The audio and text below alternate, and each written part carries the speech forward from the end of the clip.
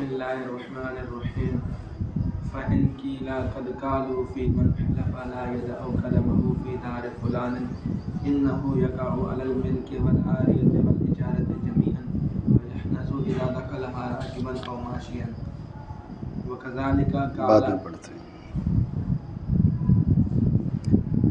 بسم اللہ الرحمن الرحیم۔ حنفیوں نے جو ضابطہ بیان کیا کہ حقیقت اور مجاز کا ایک لفظ سے ارادتاً جمع جائز نہیں، اس پر چند ایک اعتراضات وارد ہوتے ہیں۔ ان میں سے بعض کا پہلے ذکر ہو چکا کل کے درس میں، ان میں سے بعض اعتراضات ابھی مزید بیان کیے جا رہے ہیں۔ ان میں سے ایک اعتراض ابھی جو ذکر کرنے کیا مصنف رحمہ اللہ تعالی، جس کی طرف اشارہ کیا بلکہ صراحت کی، آپ پہلے مسئلہ کی تقریر سمجھیں، اس کے بعد اعتراض واضح ہوگا۔ کسی نے کہا کہ واللہ لا ادخل دار زید، اللہ کی قسم میں زید کے گھر میں داخل نہیں ہوں گا، بلکہ ادخل نہیں کہا، واللہ لا ادع قدمی فی دار زید، واللہ لا ادع قدمی فی دار زید، اللہ کی قسم میں زید کے گھر میں اپنا پاؤں نہیں رکھوں گا۔ پہلے مسئلہ سمجھ لیں۔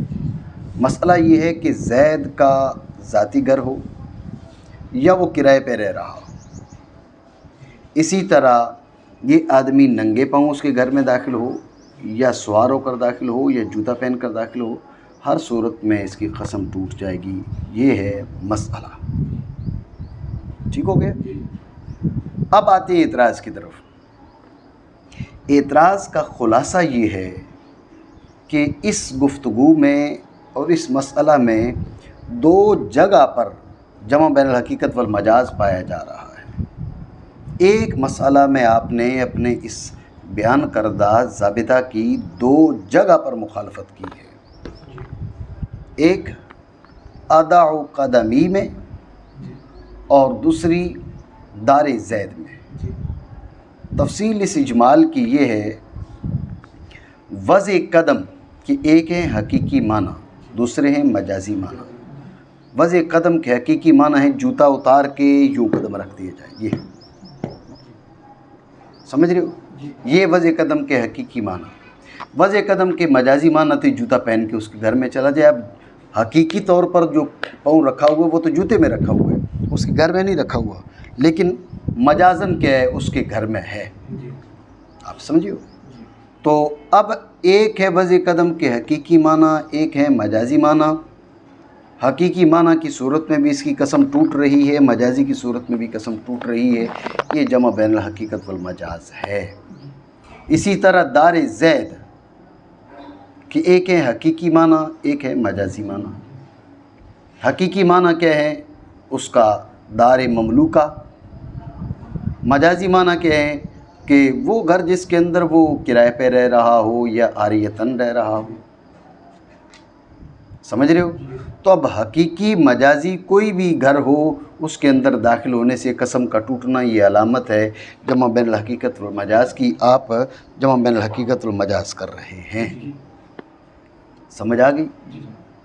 اعتراض سمجھی؟ دوبارہ سمجھی دھیان سے۔ جو اس ضابطہ پر اعتراضات ہیں، جو کہا کہ حقیقت اور مجاز کا حکم کیا ہے، استحالۃ اجتماعہما مرادین بلفظ واحد، اس پر کئی اعتراضات، بعض کا پچھلے درس میں ذکر ہوا اور بعض ابھی مذکور ہو رہے ہیں۔ ان میں سے ابھی جو مذکور ہو رہے ہیں وہ سمجھنے سے پہلے مسئلہ سمجھ لیں۔ مسئلہ کیا ہے؟ مسئلہ یہ ہے کہ اگر اس نے قسم کھائی واللہ لا ادع قدمی فی دار زید، اللہ کی قسم میں زید کے گھر میں قدم نہیں رکھوں گا۔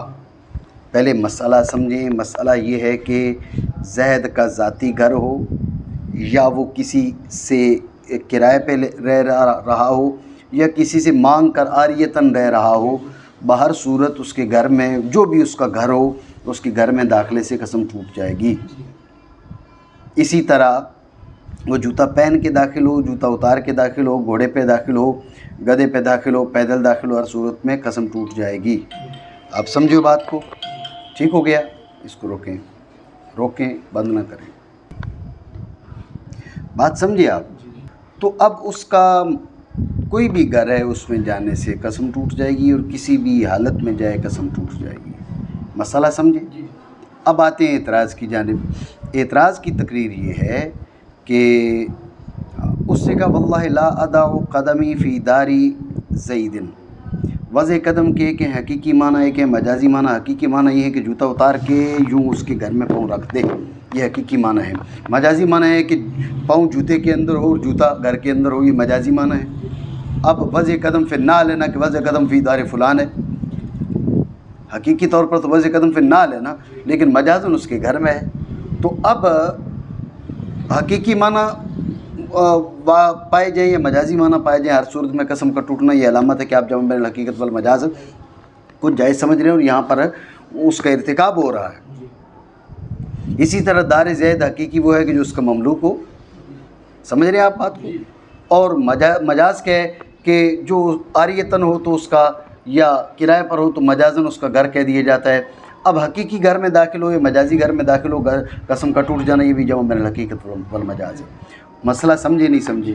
اعتراض سمجھے نہیں سمجھے؟ ٹھیک ہے، اب آتے ہیں جواب کی طرف، پہلے معنی کر لیں۔ پس اگر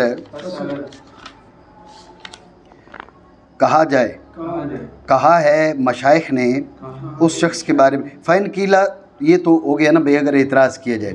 اعتراض کیا کیا جائے کہ قد قال المشائخ ہو، قد قالو، اس شخص کے بارے میں جس سے قسم کھائی کہ میں نہیں رکھوں گا پاؤں فلاں کے گھر میں۔ مشائخ نے کیا کہا؟ یہ واقع ہوتی ہے ملک پر، عاریت پر، اجارہ پر، سبھی پر، یہ دار فلان، یہ ایک مقام پہ جمع بین الحقیقت والمجاز، ٹھیک ہے۔ اور حانس ہو جاتا ہے جب داخل ہو اس گھر میں سوار ہو کر یا پیدل، یہ دوسرا، یعنی ایک مسئلے میں تم دو جگہ پر جمع بین الحقیقت والمجاز کر رہے ہو اور کہتے ہو نہیں جمع بین الحقیقت والمجاز جائز نہیں ہے۔ ایک جگہ پر دو بار جمع بین الحقیقت والمجاز ہو رہا ہے۔ آپ میری بات سمجھے نہیں سمجھے؟ یہ بات ذہن میں رکھیں۔ مسئلہ یہ ہے کہ مسئلے ایک دوسرے سے ملتے جلتے ہوتے ہیں لیکن حقیقت میں ایک جیسے نہیں ہوتے، ٹھیک ہے نا؟ تو جو ذہنی سطح جن کی کم ہوتی ہے وہ پھر اس قسم کے مسائل جب سمجھ نہیں پاتے تو پھر کیا ہے، علماء حق پر کیا ہے وہ اعتراض انہوں نے شروع کر دینے ہوتے۔ بات ہے ہی ذہن میں۔ تو ملتے جلتے مسائل میں بھی فرق ہوتا ہے، ملتے جلتے مسائل میں بھی فرق ہوتا ہے، اور بعض اوقات اتنا فرق ہوتا ہے کہ آپس میں کوئی جوڑ ہی نہیں ہوتا۔ یہ سامنے والا آدمی جو ہوتا ہے یہ سمجھتا ہے کہ شاید جو ہے وہ یہ ایک جیسے ہیں۔ مجھ سے میں منڈی بہاؤالدین گیا تو راولپنڈی سے منڈی بہاؤالدین اتنا دور نہیں ہے جتنا بہاولپور، تو بہاولپور تو یہ تمہارے پڑوس میں کھڑا ہے۔ تو ہمارے پڑوسی اللہ انہیں گری کے رحمت کرے، مجھے انہوں نے کہا کہ آج کل کہاں ہوتے ہو؟ میں منڈی بہاؤالدین پڑھتا تھا، تو مجھے کہا کہاں ہوتے ہو؟ میں نے کہا منڈی بہاؤالدین۔ انہوں نے کہا اچھا بابلدین، بابل نگر، باولپور، یار یہ تو بہت دور ہے۔ بہاؤالدین، بہاولدین، اب بہاولدین، بہاول نگر، بہاولپور، وہ ادھر پہنچ گئے، یہاں بہاولپور پہنچ گئے۔ کہا یار یہ تو بہت دور ہے۔ تو یہ میں بعض اوقات نام جو ہے وہ ملتے جلتے ہوتے ہیں تو بندہ سمجھتا ہے کہ شاید یہ ایک ہی علاقہ ہے۔ منڈی بہاؤالدین کہاں پر ہے؟ وہ ڈسٹرکٹ گجرات کے ساتھ وہ ہے، منڈی بہاؤالدین ہے، ٹھیک ہے۔ وہ تو اتنا دور نہیں ہے راولپنڈی سے جتنا یہ بہاولپور ہے۔ بہاولپور تو یہ یہاں پر مطلب جو جنوبی پنجاب ہے اس کا آخری کونا تقریباً شمار ہوتا ہے، مطلب یہ اس سے آگے ہیں، ضلع رحیم یار خان وغیرہ اس کے بعد آتے ہیں، لیکن پھر بھی تو یہ مثال، یہ بات مجھے اس لیے یاد آئی کہ جس طرح عام آدمی نام جو ہے نا ملتے جلتے ہوں تو سمجھتے ہیں کہ شاید یہ ایک ہی علاقہ ہے، اسی طرح بعض ہمارے لوگ سطحی ذہن والے وہ سمجھتے ہیں کہ بھئی شاید یہ دونوں مسئلے ایک جیسے ہیں۔ ذہن میں رکھیں کہ یہ لازمی نہیں ہوتا کہ ملتے جلتے مسائل حقیقت میں بھی ایک جیسے ہوں، سمجھے بات کو؟ اس لیے علماء نے الاشباہ والنظائر لکھی، الفروق لکھی، ایک جیسے الفاظ بھی ایک جیسے جو ایک دوسرے سے ملتے جلتے ہوتے ہیں، لیکن پھر بھی ان میں فرق ہوتا ہے۔ بات اس میں طویل ہو جائے گی، یہ طویل باب ہے۔ اب جلوس اور قعود، جلوس کے معنی بھی یہ بیٹھنا، قعود کے معنی بھی یہ بیٹھنا، سمجھ رہے ہو؟ تو اب جلوس کے معنی بیٹھنا، قعود کے معنی بیٹھنا، لیکن دونوں کے استعمالات مختلف ہیں۔ اس نے ایک شخص نے دوسرے سے کہا اجلس، تو اس نے کہا میں لیٹا ہوں پہ بیٹھوں۔ اب اجلس جلوس کیا ہے؟ جلوس ہے کہ بھئی لیٹا ہوا تھا اس سے اٹھ کے بیٹھنا ہے اجلس، اب جو کھڑا تھا اس سے نیچے جا کے بیٹھنا وہ اقعد۔ سمجھ رہے ہو بات کو؟ حقیقی معنی اگر ہوں تو مجاز استعمال ہے، بات سمجھ رہے ہو؟ جیسے تمہاری سندھی کے اندر وٹھی اچ تو کھڑی اچ، میں تو اس دونوں کے بیچ اب تک فرق نہیں کر پاتا، ٹھیک ہے، اسی لیے بولتا ہی نہیں ہوں۔ پہلے دن میں نے کسی کو کہا وٹھی اچ تو مولانا صادق صاحب کہہ رہے تھے نہیں یہاں پر بولنا تھا کھڑی اچ، ٹھیک ہے نا؟ کہنے کا مقصد یہ ہے کہ الفاظ ملتے جلتے ہوتے ہیں تو جب بھی معنی میں اختلاف ہوتا ہے، ان کے ضروری نہیں کہ استعمالات ایک جیسے ہوں، ٹھیک ہو گیا؟ تو اسی طرح مسائل ایک دوسرے سے ملتے جلتے ہوتے ہیں، یہ ضروری نہیں کہ وہ مسائل در حقیقت ایک جیسے ہوں، بات ہے یہ ذہن میں؟ تو یہ مسئلہ بھی یوں لگ رہا ہے کہ جیسے جمع بین الحقیقت والمجاز ہے، معترض نے یہ کہا، اس کا مصنف رحمہ اللہ تعالیٰ جواب دے رہے ہیں کہ نہیں، اس میں تو کوئی جمع بین الحقیقت والمجاز نہیں ہے۔ یہ جو ہے نا وَكَذَلِكَ قَالَ ابو حنیفہ، یہ الگ مسئلہ ہے، یہ اعتراض اور اس کے جواب بعد میں پڑھتے ہیں۔ پہلے یہ جو اعتراض کیا ہے نا اس کا جواب پڑھیں قلنا سے، اس کا جواب دے دیتے ہیں نا، پھر وہ اعتراض اور اس کا جواب اکٹھے پڑھیں گے۔ جی وضع القدم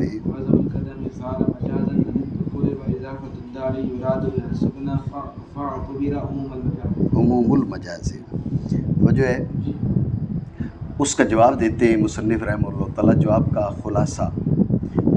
خلاصہ یہ ہے کہ یہاں پر جمع بین الحقیقت والمجاز نہیں ہے بلکہ عموم مجاز مراد ہے، یہ جواب کا خلاصہ ہے۔ یہ جمع بین الحقیقت والمجاز نہیں ہے بلکہ عموم مجاز مراد ہے، ٹھیک ہو گیا؟ بات سمجھ گئے؟ یہ جواب ہو گیا، یہ اجمالی جواب۔ اب تفصیل سمجھنے سے پہلے مختصر تمہید سمجھیں۔ تمہید یہ کہ بعض اوقات مجازی معنی میں ایسا عموم آ جاتا ہے کہ اگر اس کا ارادہ کیا جائے تو حقیقت اس کے افراد میں سے بعض بن جاتا ہے، اسے عموم مجاز کا نام دیا جاتا ہے۔ بعض اوقات مجازی معنی ایسے عام ہوتے ہیں کہ اگر اس مجازی معنی کا ارادہ کیا جائے تو حقیقت اس مجاز کے افراد کا بعض بن جاتا ہے، نہیں سمجھ رہے ہو؟ حقیقت اس مجاز کے افراد کا بعض بن، یہ عموم مجاز کے معنی سمجھ لو، ٹھیک ہے؟ عموم مجاز کیا ہے کہ بعض اوقات مجازی معنی یعنی مجازی معنی کے اندر ایسا عموم پایا جائے، مجازی معنی ایسے عام اور اشمل ہوں کہ حقیقی معنی اس کے لیے ایک فرد کی حیثیت رکھے، اس حقیقی معنی کے علاوہ بھی بہت سے اس کے افراد ہوں، حقیقی معنی اس کے ایک فرد بن کر رہ جائے، یہ عموم مجاز ہے۔ سمجھے بات کو؟ اس تمہید کے بعد تفصیلی جواب کی تقریر یہ ہے کہ جب اس نے کہا واللہ لا اضع قدمی، یہاں پر ہم نے وضع قدم کے نہ حقیقی معنی مراد لیے جوتا اتار کے پاؤں ایسے رکھنا، بلکہ عموم مجاز کا ارادہ کیا بمعنی دخول، وضع قدم بمعنی دخول۔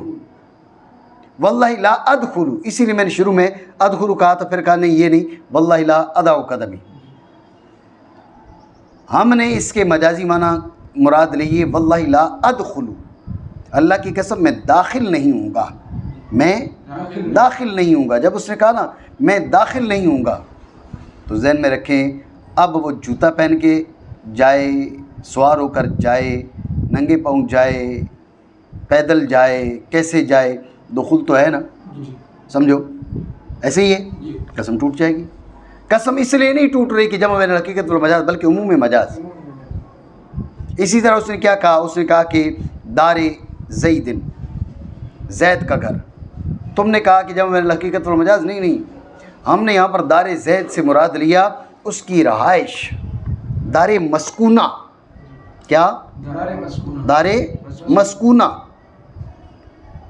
دار مسکونہ، اس کا ہم نے ارادہ کیا۔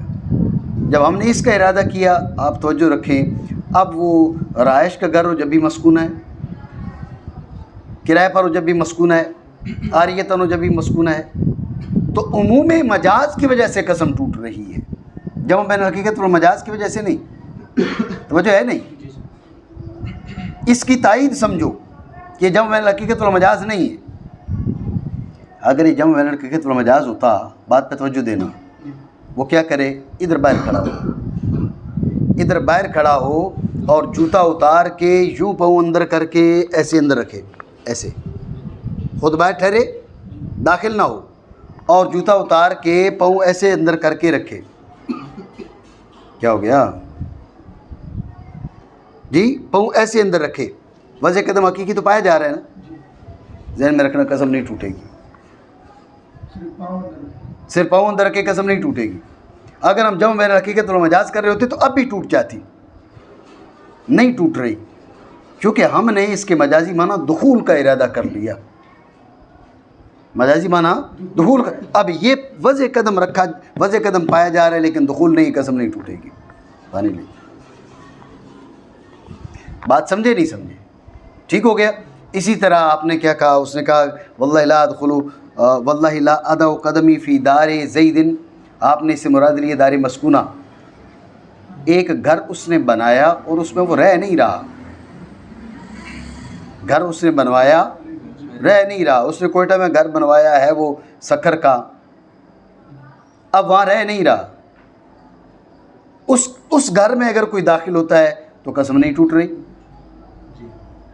قسم نہیں ٹوٹ رہی، حالانکہ وہ دار زید ہے، حقیقی طور پر تو زید کا گھر ہے لیکن دار مسکونہ نہیں ہے، لہٰذا وہ اس نے کرائے پہ چڑھایا ہوا ہے، وہ کامران کے پاس ہے، اب وہاں پر کوئی مہمان آتا ہے کامران کا، حالانکہ دار زید ہے لیکن قسم نہیں ٹوٹ رہی۔ یہ علامت ہے اس بات کی کہ ہم نے جمع بین الحقیقت والمجاز نہیں کیا، جمع بین الحقیقت والمجاز کیا ہوتا یہاں پر بھی قسم ٹوٹتی، کیونکہ دار زید میں اس کا داخلہ پایا گیا، لیکن ہم جمع بین الحقیقت والمجاز کے قائل نہیں ہیں اور نہ اس کے مرتکب ہیں، یہ عموم مجاز ہے۔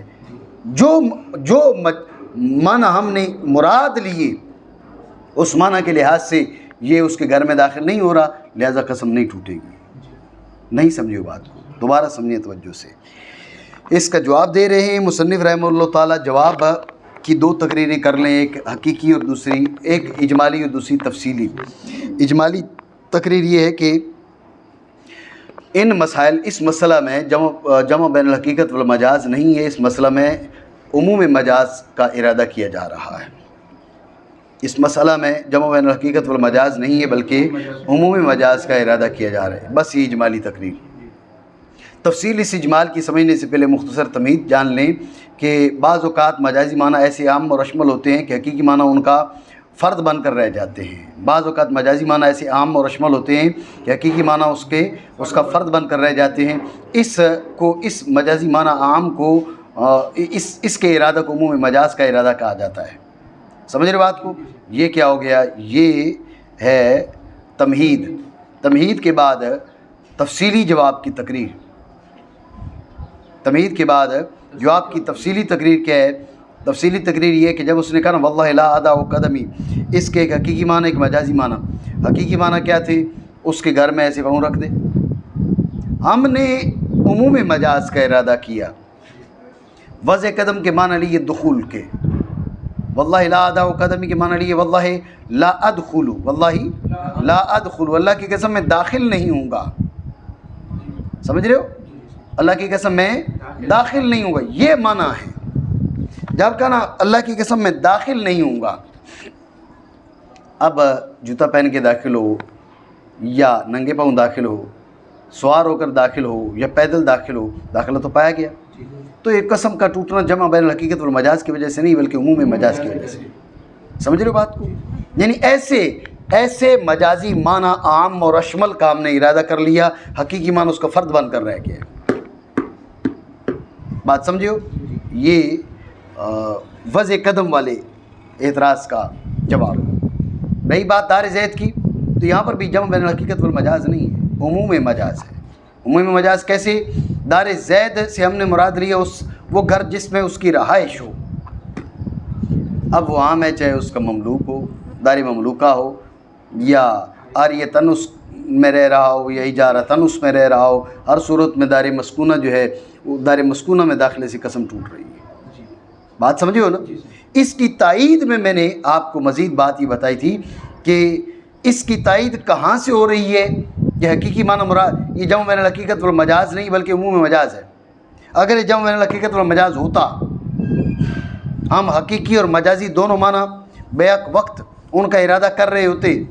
ذہن میں رکھنا، جب اس نے قسم کھائی تھی، اب وہ پاؤں نکال کے ایسے اندر اس کے خود داخل نہ ہو، پاؤں ایسے اندر رکھے، ایسے اس نے جوتا اتار کے پاؤں رکھا، حقیقی طور پر وضع قدم تو پائی گئی، واللہ لا اضع قدمی، حقیقی طور پر تو وضع قدم پائی گئی، لیکن جو معنی ہم نے مراد لیے دخول وہ نہیں پایا گیا، لہذا قسم نہیں ٹوٹے گی. یہ علامت ہے کہ جمع بین الحقیقت والمجاز نہیں ہے، یعنی تائید ہے اس کی.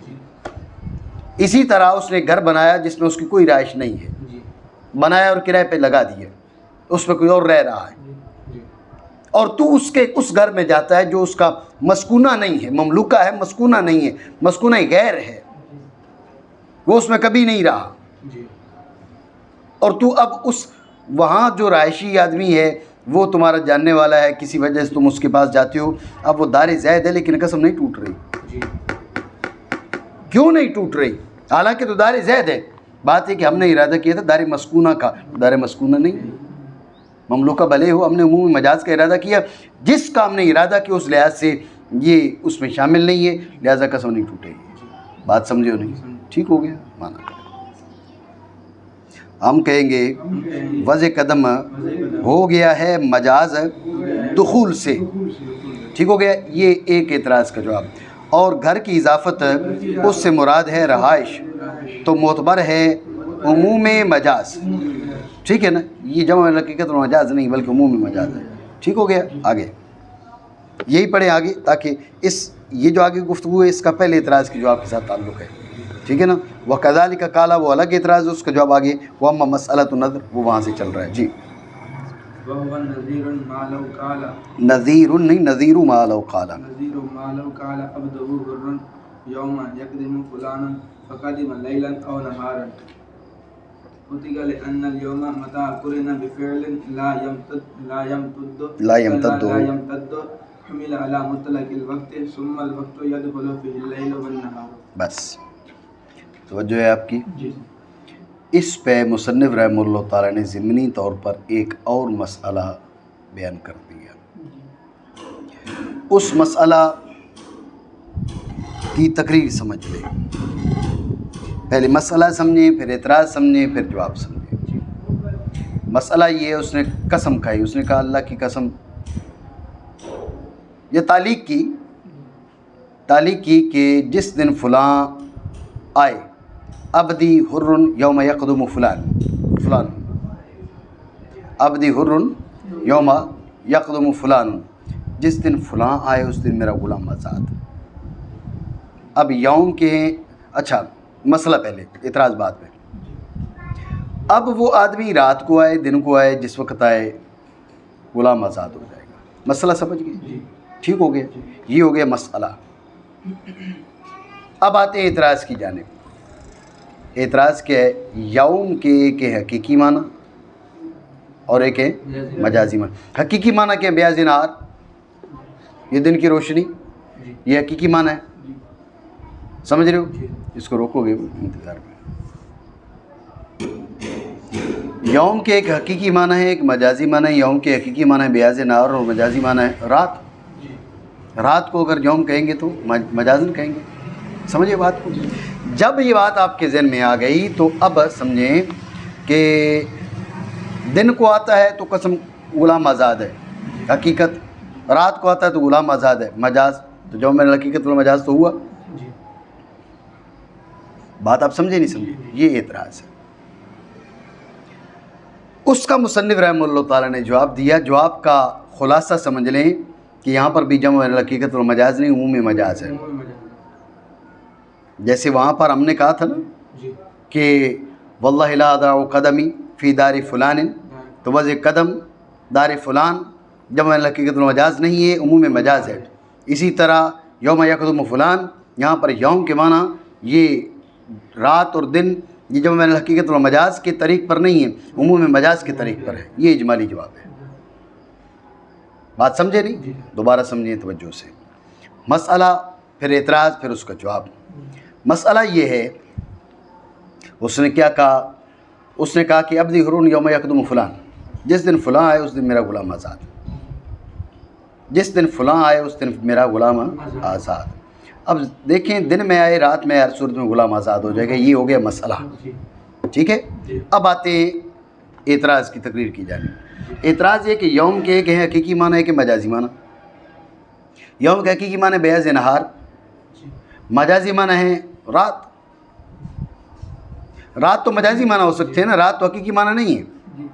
جب حقیقی معنی نہیں ہے تو آپ ذہن میں رکھیے کہ یوم کے حقیقی معنی ہے بیاض نہار، مجازی معنی ہے رات۔ تو اب دن میں آئے تو غلام آزاد حقیقی معنی، رات میں آئے تو غلام آزاد مجازی معنی۔ تم کہہ رہے دن میں آئے رات میں، ہر صورت میں غلام آزاد، مطلب جمع حقیقت المجاز۔ اعتراض بنا نہیں، ٹھیک ہے۔ اس کا مصنف رحمۃ اللہ تعالیٰ علیہ نے جواب دیا۔ جواب کا خلاصہ یہ ہے کہ یہاں جمع حقیقت المجاز نہیں ہے، عمومی مجاز ہے۔ جیسے وضع قدم عمومی مجاز، دار فلان عمومی مجاز، ایسے یوم عمومی مجاز۔ سمجھو بات کو؟ یہ ہے اجمالی جواب۔ اب آتے ہیں تفصیل کی جانب۔ تفصیل یہ ہے کہ یوم کا قران، بات پہ دھیان دینا، یوم کا قران کبھی فعل ممتد سے ہوتا ہے، کبھی فعل غیر ممتد سے ہوتا ہے۔ یوم کا قران فعل ممتد سے ہو، یوم کا قران فعل ممتد سے ہو تو یوم بمانا بیاض نہار کے ہے۔ یوم کا قران فعل غیر ممتد سے ہو تو اب یوم کے معنی بیاض نہار کے نہیں، مطلق وقت کے ہیں۔ یہ تمہید سمجھو، آپ سمجھ رہے ہو بات کو؟ پھر سمجھو دھیان سے۔ اس اجمالی جواب کی تفصیل سمجھنے سے پہلے تمہید جانو۔ تمہید یہ ہے کہ یوم کا قران فعل ممتد سے، کبھی فعل ممتد سے ہوتا ہے، کبھی فعل غیر ممتد سے ہوتا ہے۔ فعل ممتد سے ہو تو اب یوم بمانا بیاض نہار، فعل غیر ممتد سے ہو تو یوم بمانا مطلق وقت۔ اتنی بات سمجھے نہیں سمجھے؟ ٹھیک ہو گیا۔ فعل ممتد کون سا ہوتا ہے؟ فعل ممتد وہ ہے جس کے لیے مدت بیان کی جا سکے۔ فعل غیر ممتد وہ ہوتا ہے جس کے لیے مدت بیان نہ کی جا سکے۔ اتنی بات سمجھے نہیں سمجھے؟ ٹھیک ہو گیا۔ یہ ہوگی تمہید۔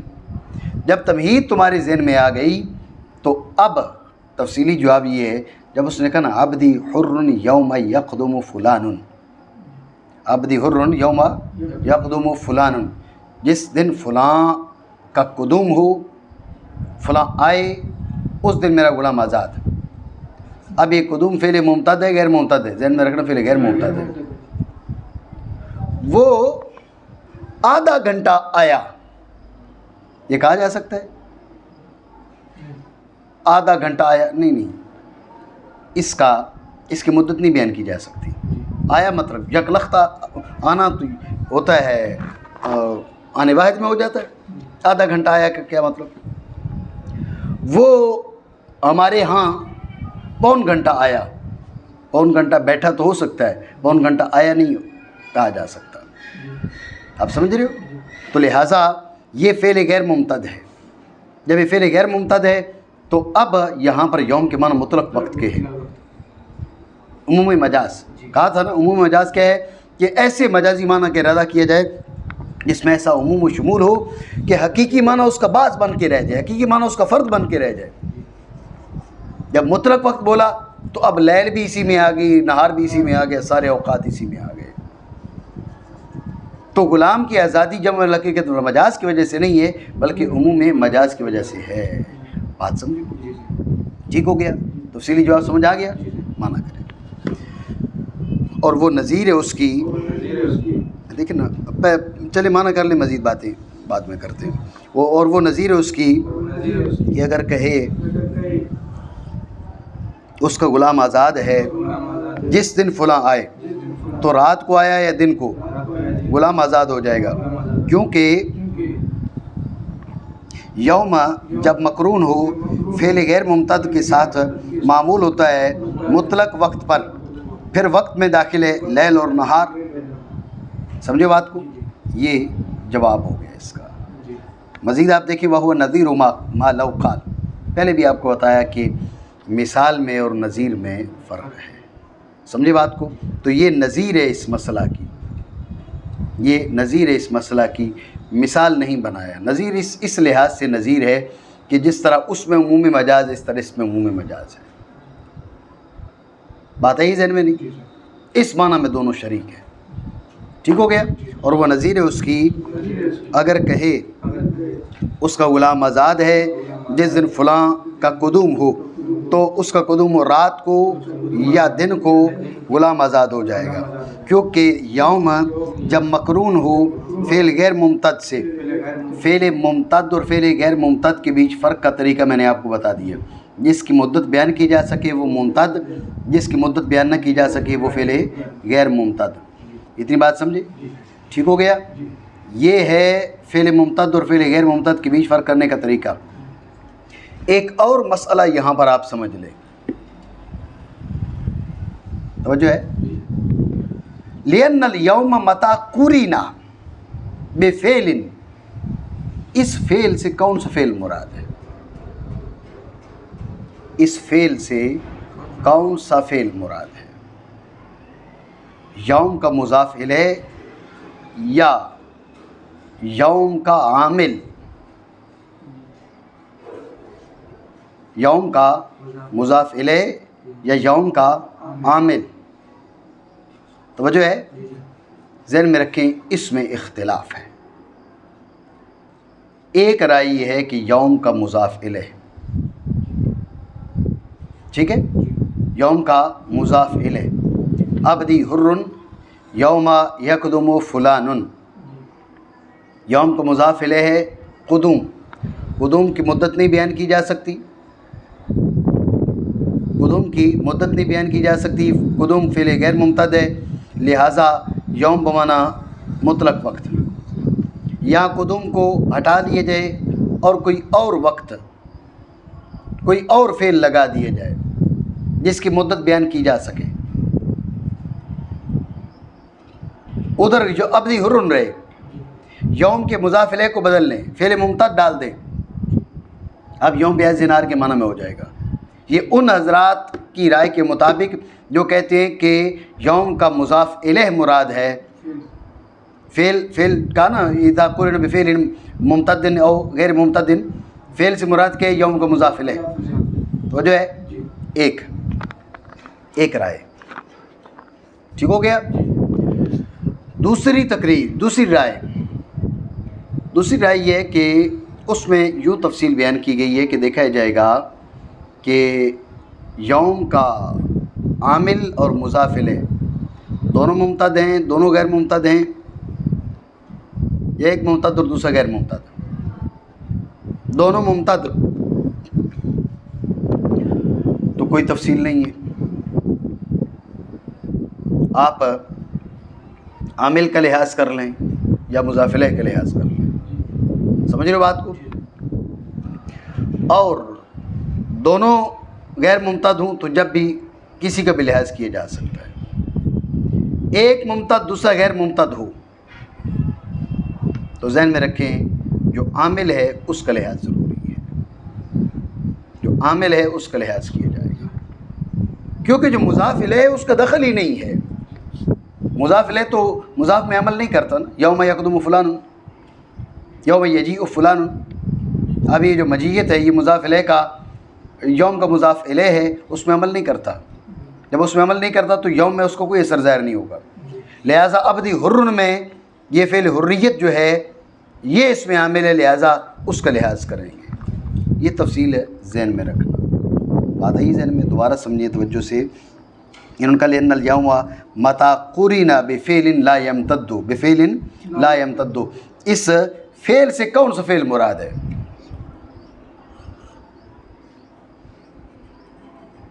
وہ فعل جو یوم کا مضاف الیہ ہے یا وہ فعل جو یوم کا عامل ہے؟ ایک رائے کہ فعل کا مضاف الیہ، یوم کا مضاف الیہ. لہٰذا عبد حر یوم یقدم فلان، اب یوم کا مضاف الیہ قدوم کے بجائے کوئی اور لگا دیں جو فعل ممتد ہو، تو اب یہی یوم جو ہے بیاض نہار کے معنی میں ہو جائے گا، حریت کا لحاظ نہیں ہے بلکہ یوم کے مضاف الیہ کا لحاظ ہے، قدوم کا۔ نہیں سمجھ لو بات، ٹھیک ہے؟ ایک رائے یہ ہے۔ دوسری رائے یہ ہے کہ اس میں تفصیل ہے، دیکھیں گے کہ عامل اور مضاف الیہ دونوں ممتد، دونوں غیر ممتد، یہ ایک ممتد دوسرا غیر ممتد، سمجھے؟ دونوں ممتد کسی کا بھی لحاظ کر لیں، دونوں غیر ممتد کسی کا بھی لحاظ کر لیں، ایک ممتد دوسرا غیر ممتد، تو اب عامل کا لحاظ ضروری ہے۔ مضاف الیہ کا لحاظ کیوں نہیں کریں گے؟ مضاف الیہ کا لحاظ اس لیے نہیں کریں گے کہ مضاف الیہ کا مضاف میں عمل ہی نہیں ہے، اثر ہی نہیں ہے۔ ہم مضاف الیہ کو دیکھ کر مضاف پر جب وہ اس کا اثر ہی نہیں ہے تو مضاف کے معنی میں تبدیلی یا کسی طرح کا وہ کردار ادا نہیں کر سکتا۔ عامل کو دیکھیں گے، اس کا فعل عامل ممتد ہے یا غیر ممتد ہے، اسی لحاظ سے فیصلہ کیا جائے گا۔ بات سمجھے نہیں؟ تو اس بنیاد پر اب اگر یوم یقدم قدوم وہی رہے، عبد حر بدل جائے، کیونکہ حریت میں تو امتداد نہیں ہے، کوئی اور لگا دیا جائے جو فعل ممتد ہو، تو اب یوم کے معنی کیا بن جائیں گے؟ بیاض نہار کے بن جائیں گے۔ یہ بات ذہن میں رکھیں، ٹھیک ہو گیا؟ کیونکہ یوم جب مقرون ہو فعل غیر ممتد سے معمول ہوگا مطلق وقت پر ہے، پھر وقت داخل اس میں دن اور داخل اس میں رات اور دن، مسئلہ نظر کل پڑتے ہیں، ٹھیک ہو گیا؟